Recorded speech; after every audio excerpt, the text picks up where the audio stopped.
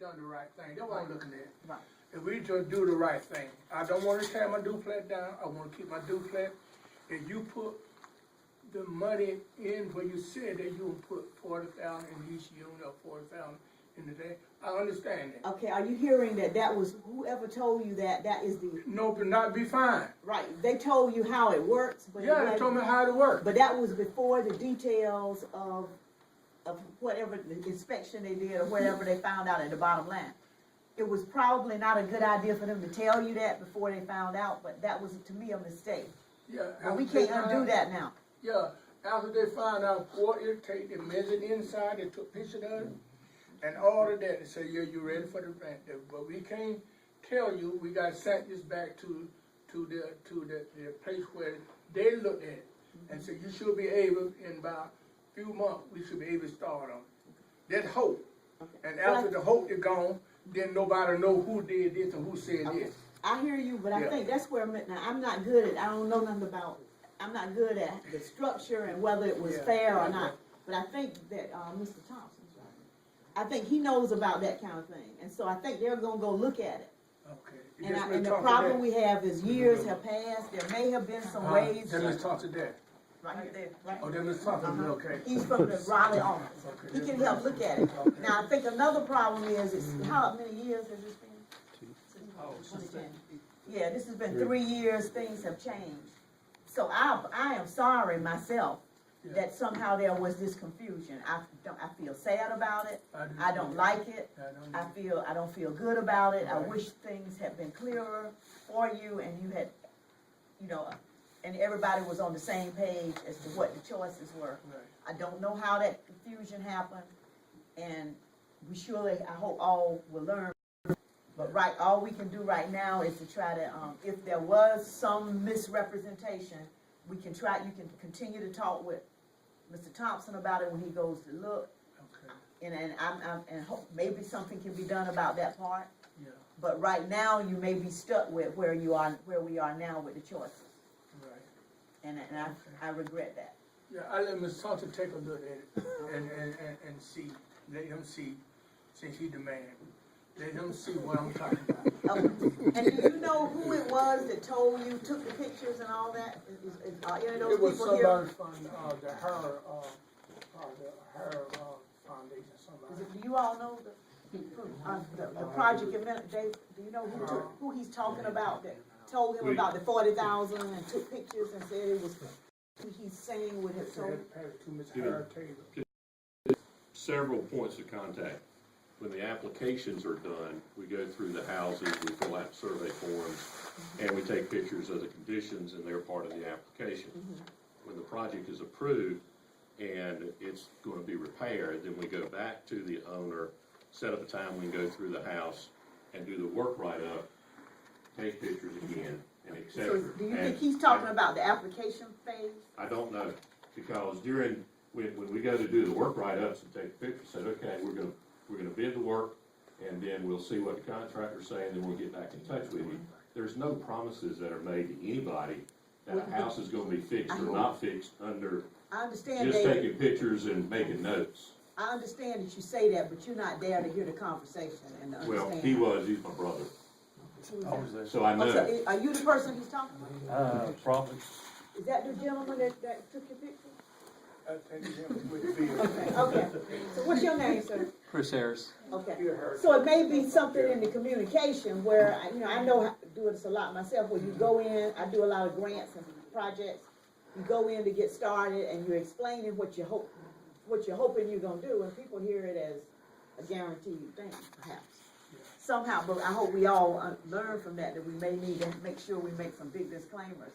That this doesn't mean that you may ever get anything, but this is a part of the application. So I think there was a miscommunication in terms, he wasn't in a position to promise you anything. He was just helping get the application done. Yeah, so that was, it seems like to me that might have been a misunderstanding. That was him, but he had good hope for the whole grant and everything. So don't worry. So we're gonna take care of it. It'll look good. But we want to show. Matter of fact, I live at son the model home to my niece's house. What's gonna take place? It'll be just like this. The house is fixed. You got a deck in the back, you got a deck on the side and the front. Two decks, you got three stories, you got a deck in the front, in the back, and on the side. Show them modern homes, they're real pretty. Well, I think we have to move on now, Okay, but, one more but do thing. you see how the mistake Yeah. happened? Do you understand how the Yeah. mistake happened? Uh-huh. Okay. One more thing, what's your name? Me? Uh-huh. My name is Angela. Angela. Angela Bryant. I'm your state senator, and I'll give you a card Oh, before I I'm leave. I gonna represent vote you. vote for you again. You look at that real hard now.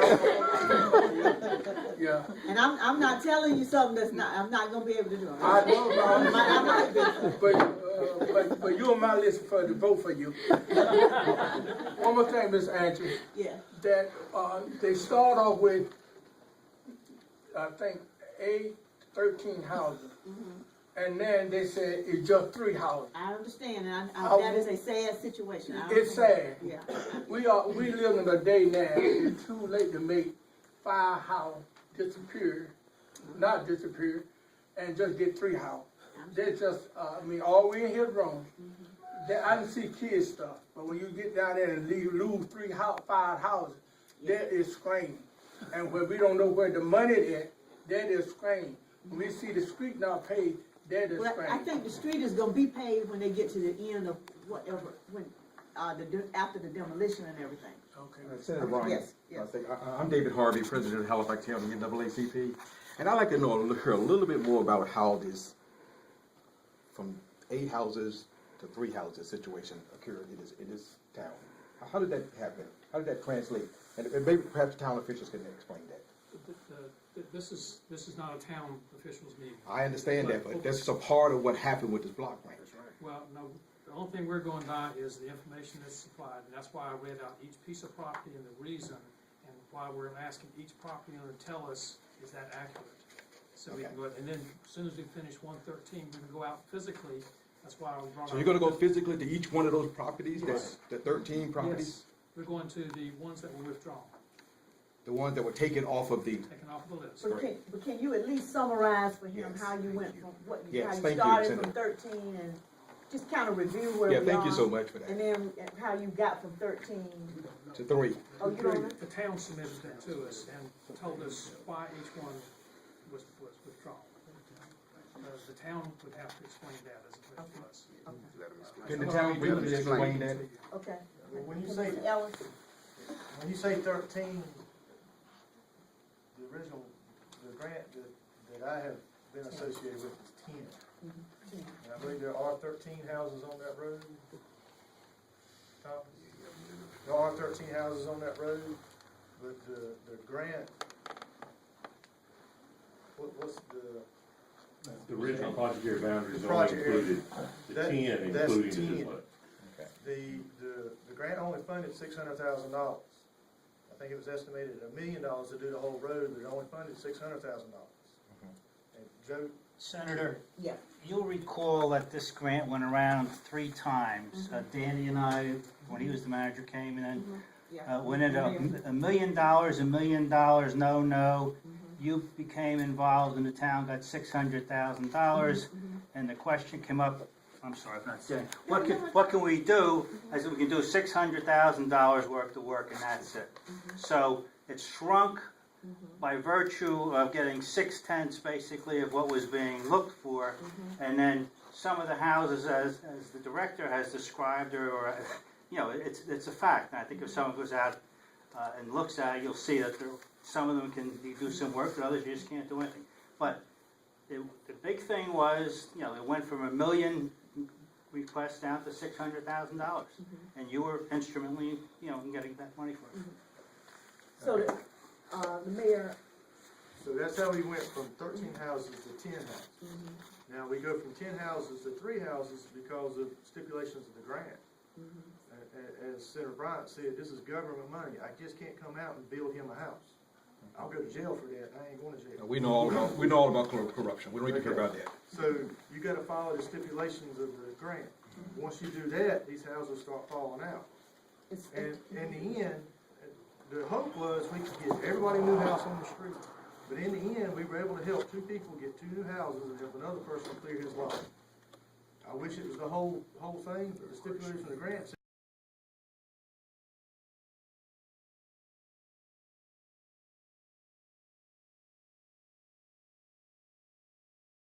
question being you're talking about the grant at this point.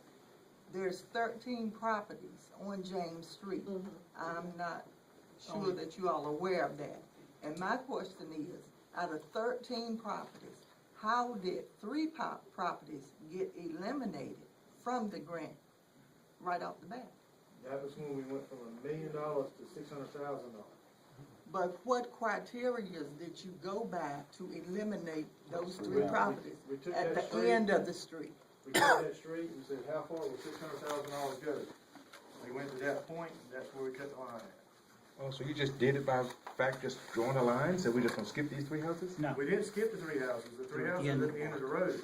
You gotta remember, it ain't just houses. It's also road, sewer, and water. Okay. So we have to be able to put the road, sewer, and water to that point. And then after that's done, we get the houses. So that's how we decided how much money it was and how it could go. In the end, those 3 houses at the end didn't get in the project area. Are those 3 houses at the end in need of, Yes. Yes. Terribly. so is that something that could be considered in the, amendment, or? Now, before we can do that, we have to extend the road out.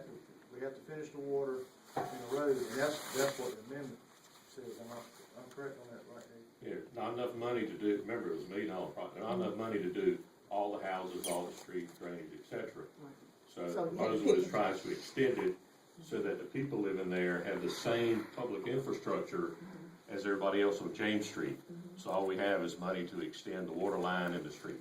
And so it would have to be, the other 3 houses would have to be in another application. And now it's gonna be a little unfortunate because they eliminated all the those way the houses, so they direction have of more CDBG houses. is away from housing. But you could, there are other sources such as the housing finance agency, et cetera, that would have to be looked at. But this is where you need to help make this a success so that you can get the town's interest in looking at the rest of the street. And I put want- pressure. Yeah. Sorry to interrupt. I want to point out that the town didn't give up when they only got 600,000. They immediately turned around, submitted an application for 2011 catalyst funding for the rest of James Street, including houses, including water, streets, drainage, and including one other house, scattered site. The application was denied, so funds are not available to do it. So But the then we have to town fix went it. as far as it could now. The catalyst program doesn't even exist. If it did, the town would be applying for catalyst money. And I have to tell you now, I represent a lot of towns, small towns, and Hobgood has been one of the more aggressive ones for its size in pursuing these funds. The downside of these funds, or the way these kind of things work, is that it's piecemeal, and sometimes it feels like it's doing more harm than good, depending on given our level of need is so great by comparison to what we can get. I think is the bottom line. But let's hear about these other properties, and I think that will make the whole picture fall in place. Yeah, there's one other property left, and that's 113 James Street. It's shown to us as vacant, uninhabitable, scheduled for acquisition and clearance, owned by Preston Sproul, heirs. A town informed us they could not locate the heirs. So is anybody here representing the property owner of Preston Sproul property? No. That's. Okay, now can we go back to 402 North Beach Street and get clear on what the status of that is? That was Speak. one that Mr. Fields had withdrawn the unit Right. called driveway. And I thought Mr. Lamson wanted to be. Initially, when that grant started, I was the property owner of that property. Mr. Fields just became the owner of that. Everything initially that started with that grant, the town was working with me on that until they did the final title search. Before they started the work, Mr. Fields wasn't even an option or even considered in this. Actually, I spoke with Mr. Thompson on the phone. If they're saying that the only reason that they're not going to do 402 North Beach Street is because Mr. Fields haven't given permission, Mr. Fields gave Mr. Charlie Thompson permission over the phone himself. We He can't said- operate with He that. said something on the phone, I don't know what he was saying. Well, I mean, he's still here and we can... So I don't know what he was saying. But you know that, I'm sure you know enough about, legal, relationships that you can't do something like this on the phone. Well, yes, It's ma'am. got to be done I understand that, but we were regular under procedures. the pretense that, and it's already been noted, that the only requirements that the owner, especially under the rehab portion, that owners aren't actually required to be there. It's just someone has to be living in that home. I have been in that home the entire time for 46 years of my life. Don't have to get permission for anything to go on in that house. Well, I have spoke with him, and you can talk with him if you want to, and he will give you It has permission. to be in writing. The written documents have to be prepared and executed. So Okay, well, what kind of document do you need? well, that has to be worked out between the owner and the town and the administrator and I don't know what the town. Yeah, it can all have to be taken care of, but the owner is gonna have to participate, or somebody with the owner's power of attorney, or somebody representing the owner in a legal framework will have to participate with the town to work that out. And it's got to be done in writing. So all you need is a letter stating No, we permission. don't need a letter, they will need to meet together and go through the process, and probably some exceptions will have to be made, if they'll make them because of the time frame. You know, whatever, this is beyond whatever time frames I think they previously had in place. I don't know all the rules, but I'm assuming so. But I'm sure, given Mr. Fields' stature in the community, and as long as he's been here, if he gets, and his family get together with you and them and get a clear, decide what he wants to do and gets the paperwork executed, I'm assuming folks will, I know I'll do all I can to help if he's in that situation, and I presume they will too. I don't know the limitations, but time is of the essence. It needs to be addressed like this week, like yesterday. Yes, ma'am, I understand that, but my confusion is this. They had a meeting last Monday here when the town voted on the proposal to have the first 2 homes on James Street done.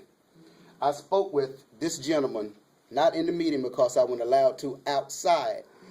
He explained to me that the only stipulation why I wasn't in 402 wasn't included is because of the house wasn't rehabable. Okay, well, that's a whole nother question.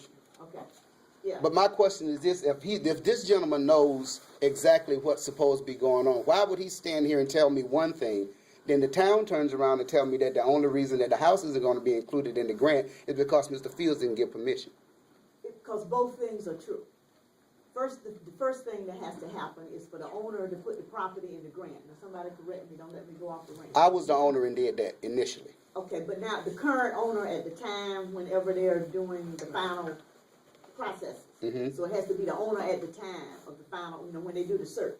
Okay. And the final, because they're gonna have to file some legal papers. I think I'm told that when you get these grants, they actually take a lien on the property. You don't pay it back, but they take a lien in case you try to sell it or, something gets violated, they have a recourse. The government would have a recourse to recoup their investment if something, untoward would happen. Yes, ma'am. So it's like a property closing. Okay. It's like if you sell property. The last question I have is. Can I finish? Yeah, I'm sorry. So both things are true. One is he has to get in the grant. Once you get in the grant, a second question is what do you get in the grant? So he would be in the same situation as Mr. Whitehead. It would be a review of the property to determine if it's rehabable. If it is not rehabable, I'm messing up that word. Yeah. Rehabilitatable, or whatever the word. Yeah. If it's not rehabilitatable, then the option is relocation assistance for you or whoever's in it. And then he has the choice of, I think, getting it torn down or selling it. Yeah, it would be torn down if he decides, if he's in it.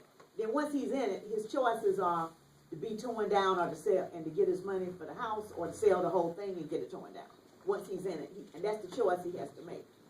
So you do need to know whether it's rehabilitable or not, rehabilitatable, because once he would get in it, he lose the house if it's not rehabilitatable. So you're probably in his situation. If you want to keep the house, probably bottom line, but we can hear from Mr. Harris. If you want to keep the house, you probably got to stay out of it. The only thing you can get by getting in it is relocation assistance, and then Mr. Fields can get the money for the property or the house. Okay, well, my last question is, who made the determinations as to whether a house qualified or not? Because I've been there the entire time, and we were under the impression that an inspector was going to be sent out and inspect these properties, and we haven't seen anybody. So that would be Mr. Harris.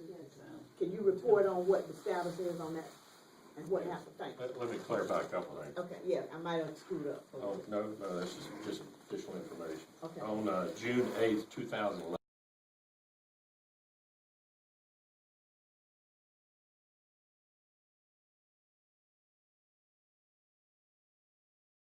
a Barry Brooks, who was deceased, and others. The state awarded the grant in August 2011. So as of the time of the grant award, Mr. Fields was the owner, and when we contact the attorney and start the title work, he's the owner. Regardless of what transpired with Mary Brooks and others and not paying the taxes and it going into foreclosure, that's totally irrelevant to the program. It is who is the owner at the time that the grant is approved. It's John Fields. Okay. We, in fact, with Mr. Lamson's assistant, Chris, when we were doing the work write-ups on the houses, we did all these at the same time. Mr. Lamson let Chris in. He did the work write-up. He was there. Talked about the changes need to be made, took photographs, and et cetera. We put the bids out. Bids came back in at $59,000, which far exceeded the $40,000 limit. And the state, it is ineligible for the town to spend $59,000 on a house that is not owned by a low-income owner and occupied by a low-income tenant. That means, so it's ineligible for rehab, period. That only means the Is that treatment. because it's not eligible for substantial, or it's not Well, eligible under the You grant? can't, what we're saying, you can't spend over $40,000, and the theory is, we're not gonna give an investor owner the benefit of federal tax dollars by spending substantially more than what it's worth when this investor owner has been collecting taxes, has the benefit of investor property. So the state says, we're not gonna do that if it's an above income investor owner. I mean, that's just the rules. That's not waivable. Even if you got a low income tenant? Correct. Even with a low income tenant, the owner has to be above income. But even if the owner was below income, that amount of repairs still would meet substantial rehab. I mean, the value of the structure had to increase 50%. And what's the value of the structure, do you know? The value of the structure is something like, and the land is something like, wait, now I got that.